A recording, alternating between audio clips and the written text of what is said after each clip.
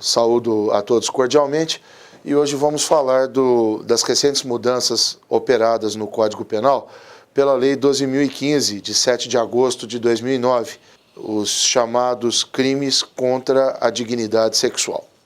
Então, esta lei, ela trouxe alterações no título 6 da parte especial do Código Penal, bem como alterou também a Lei dos Crimes Hediondos e o Estatuto da Criança e do Adolescente, tendo ainda revogado a Lei 2.252/54, que é aquela que cuidava do crime de corrupção de menores, com ele praticando infração penal.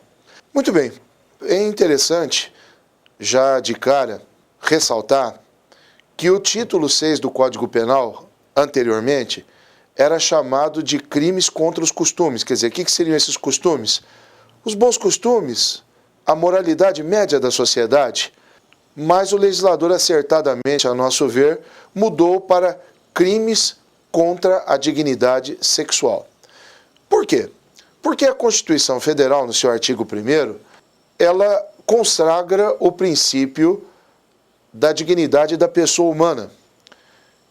E uma das um dos aspectos da vida humana que deve ser tratado com dignidade, em que deve se dar o devido respeito à pessoa humana, é justamente o aspecto sexual, a sexualidade, a liberdade sexual da pessoa. Essa questão da dignidade da pessoa humana, ela começou a ser tratada no Iluminismo por um escritor e filósofo chamado Pico della Mirandola, que escreveu que o homem, o ser humano, é digno tão somente por ser humano. Por nós sermos seres humanos, temos inerente a nós uma dignidade. Só o ser humano é que, entre os outros animais, é racional, aprende a falar, aprende a ler, aprende a escrever um poema, aprende a compor uma música, e por isso o ser humano é digno pela sua própria natureza.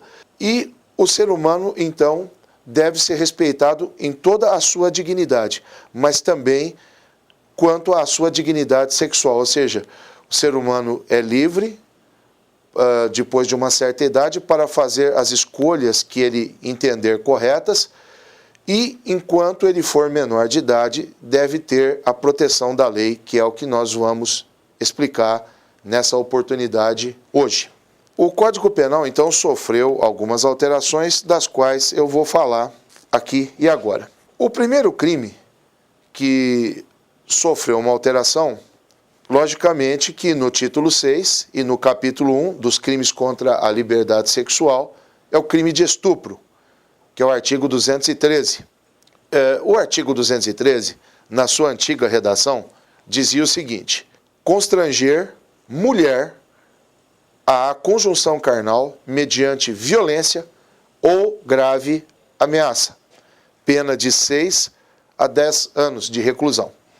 Ao passo que o antigo artigo 214, que era intitulado Atentado Violento ao Pudor, ele tinha a seguinte redação: constranger alguém mediante violência ou grave ameaça a praticar ou permitir que com ele, vítima, se praticasse ato libidinoso diverso da conjunção carnal, a pena era de 6 a 10 anos, exatamente como no estupro.